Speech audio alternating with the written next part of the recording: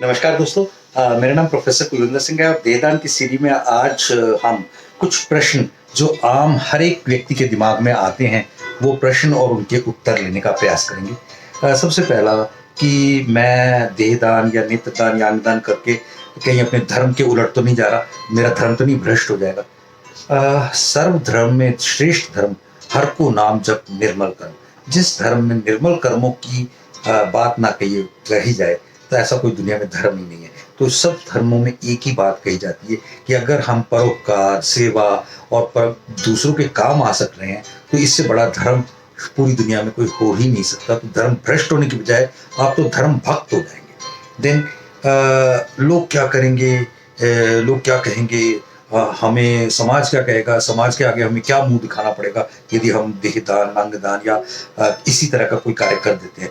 तो दोस्तों एक बात समझ लीजिए, अगर समाज के काम आते हैं ना तो समाज को समझ आ जाएगी। कभी भी कोई कार्य जो समाज के ही हित में है वही काम आप कर रहे हैं। हो सकता है कि समाज के कुछ ऐसे लोग जिनको ये इसकी एक पूरी जानकारी नहीं है, वो कभी ना कभी कोई ना कोई ताना मार सकते हैं, लेकिन जैसे ही समझ आएगी आपको समझाने का भी एक रोल निभाना पड़ेगा।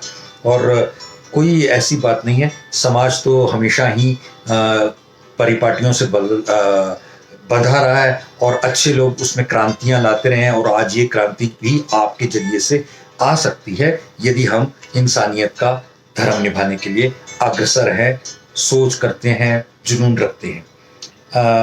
करना तो चाहते हैं देहदान, अंगदान और नेत्रदान, पर परिवार को उनकी इच्छा और बाकी चीजें। देखिए ऐसा है कि हर वो चीज जो अच्छी है उसे आप करना चाहते हैं तो रुकावटें आएंगी ही, उसका रास्ता ढूंढना आपका काम है। ये नहीं कि ये काम मुश्किल है तो इसको काम को छोड़ दें। आप देखते हैं यहाँ पर अगर किसी कार को चढ़ाना है, यहाँ पे कार का लेवल है तो ऐसे एक फट्टा या कोई एक स्लोप बनाया जाता है जिससे उसको चढ़ाया जाता है। सेम वे आपको वो फट्टे का काम करना पड़ेगा, आपको कहीं ना कहीं वो स्लोप का काम करना पड़ेगा ताकि लोगों को ये एहसास हो कि ये कितना जरूरी काम है समाज के लिए। और अगर कहीं वो जरूरत आप ही की निकल आई तो अंगदान से आपका ही जीवन बचा तो आप ताना मारेंगे या उस अंग को लेकर अपने जीवन को आगे बढ़ाना चाहेंगे। ये सबसे इंपॉर्टेंट। आगे अगले जन्म में क्या मैं अंधा तो नहीं पैदा हो जाऊंगा या इस अंग से विहीन तो नहीं पैदा हो जाऊंगा। यार एक बात बताएं, यदि इतने बड़े कई समाज हैं, चाहे वो हिंदू समाज है, बहुत सारे समाज हैं जो जला देते हैं, देह को जला देते हैं, इसका मतलब वो अगले जन्म में पूरे के पूरे जले हुए पैदा होते हैं? नहीं, दफना देते हैं, कीड़े खा लेते हैं पूरे का पूरा। क्या उसका शरीर कीड़े को खाए हुआ अगले जन्म में पैदा होता है? नहीं। अरे यार शरीर जो है वो उसी समय एक कपड़ा, एक चोला बन के अलग हो गया जिस वक्त एक सेकंड बाद ही, जैसे ही श्वासों का, आत्मा का उससे निवृत्ति हुई, वो उसी समय शरीर एक अलग हो गया। आप ऐसा कह सकते हैं कि चोला बदल लिया, श्वास चले गए, आप फूल के और खुशबू का, जैसे खुशबू चली गई तो अब फूल जड़ों से हट गया, वो खत्म हो गया।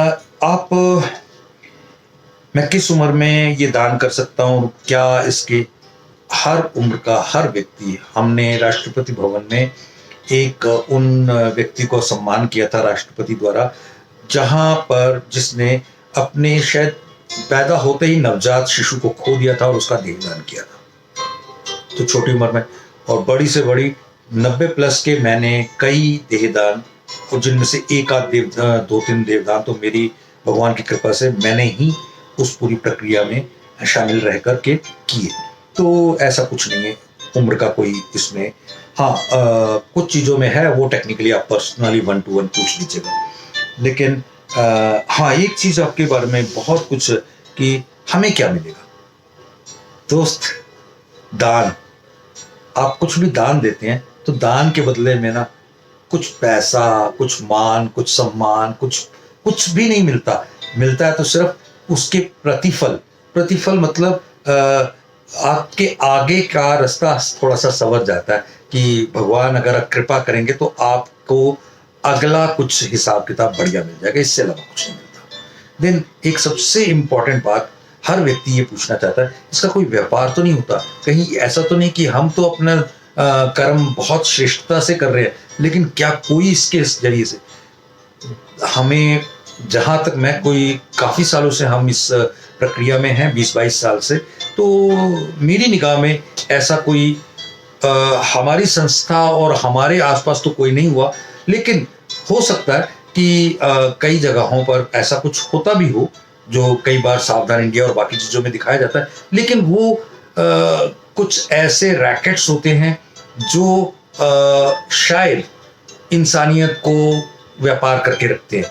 हमारे यहाँ आप ये समझ के चलिए कि सरकारी हर चीज़ को हम फॉलो करके चलते हैं, और कम से कम हमारे जरिए से कभी कोई काम किया हुआ किसी तरीके का व्यापार की मैं गारंटी देता हूँ नहीं, कोई हो ही नहीं सकता, क्योंकि हमें सबको इस बात का गर्व है, मान है कि हम भारतीय हैं, और हम तो कम से कम भारत माता के साथ ऐसी कोई गद्दारी ना करेंगे, ना होने देंगे। कोई करेगा तो उसके साथ भी हम वो सजा दिलवाएंगे कि वो उसके बाद कोई दूसरा कर ना सके।